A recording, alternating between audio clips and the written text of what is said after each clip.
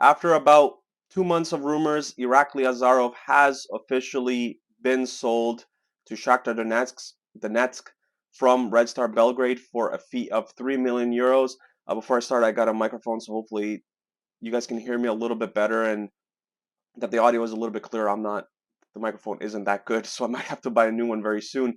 But just wanted to point that out before I get started with the video. Back to Azarov. He's a player that Red Star bought last summer. I think it was early August, for about 300,000 euros, and now they were able to sell him for 3 million, which is quite the profit for Red Star. The team has brought in a lot of players this summer, so in order to kind of recuperate some of that money, they've needed to offload other players, which they have done with Irakli and some others, and Azarov, who I'm obviously speaking about in this video. Um, I was looking forward to actually watching Azarov play this season. Now, a few things have kind of stood in his way, and I don't know if a lot of it is really on him.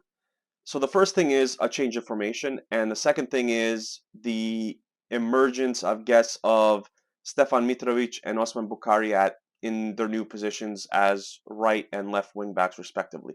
So that kind of pushed Azarov to the side. Azarov also had a really good summer with the Georgian U21 team, uh, and I thought that was going to push him even more to get a starting spot. Now, last season he competed with Rodic at left back, where Rodic started most of the games. When Milos Milovic came to take over for Dan Stankovic, Azarov played more and more as a left back. Really liked what he saw. I really like what he can do in the final third of the pitch, where he can create chances for his teammates. He's not afraid to take on defenders one on one. A lot of times he's very good at getting past defenders with his speed, and his crossing is actually very good, and just creates a lot of chances for his teammates. Now, I'm not going to say that he created a lot of assists. I think he only had two or three, but he seems like he's in the right place at the right time and can really take on defenders. And that's kind of going forward into this season. After the conclusion of last season, I thought he was going to have a real role with this team. If the formation stayed with a back four, I think he probably would have been a starter this season. I think Rodic would have had to take a bench role and kind of come on as a replacement and maybe playing cup ties or whatever the case may be. But I thought Azarov was going to start for Red Star this season going forward, and I was really excited for that. And a lot of the fans, from what I can get, what I see on various Serbian sports sites and Twitter, they're really excited about Azarov. And like I said, I was as well. Unfortunately, it didn't work out. It lasted just over a year. There were some issues with him, I believe, gaining muscle mass, which he hasn't been able to do very well.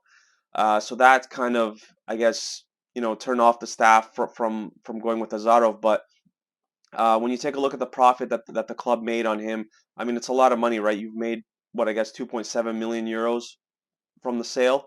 So hopefully a chance for him to start. I want to see him do well. He's one of the foreign players that I've in the past. It seems like I say this a lot, that I've really liked, and he never really complained about playing time or anything like that, which I love from a young player. He's only 21. I love seeing that from a young player where he doesn't say too much and he's just willing to work hard. Um, hasn't I don't think he's featured at all this season in the first four matches. And I think what Barak Bakar is doing, he's really cutting down his roster, and he's looking to see the players that he can count on going forward, the Champions League and the domestic season, and he's really cutting that roster right now. He's sending some players on loan, and we'll obviously have to sell some players as well to keep up with the salaries and whatnot. But he's really got his stamp on this team, and I think that's the one thing that you look for when you bring in a new manager, where he can put his stamp on the team, and he kind of brings in the profile players that he likes going forward. Again, like Azarov just never really got a chance to prove himself apart from the 10 matches that he got under Milos Milovic. But last season he played a lot of football, right? Like Georgia U21, when he was involved with the Red Star team, he played there. A Georgia national team, like um, the Nations League. Like he's played a lot of football in the last season, even though maybe for Red Star he didn't get to feature that much.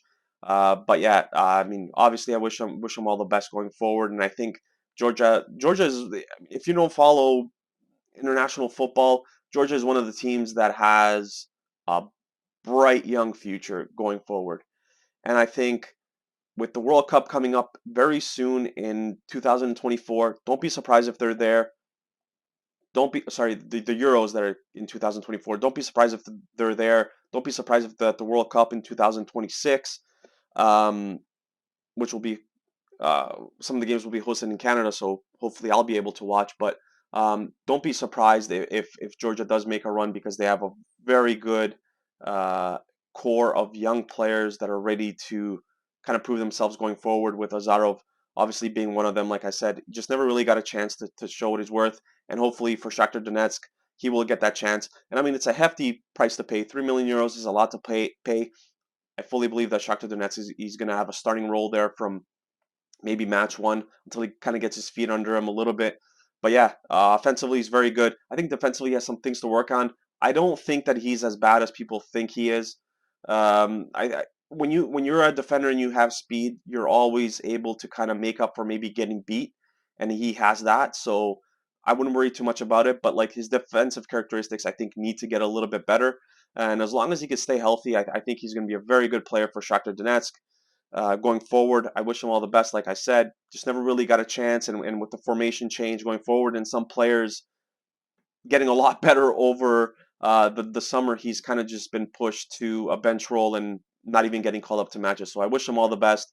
Um, Shakhtar Donetsk fans, any questions, please feel free to leave them in the comments about Irakli Azarov. I'll hopefully be able to answer them. And yeah, wishing him all the best going forward, and hope he does well with the Georgian team as well.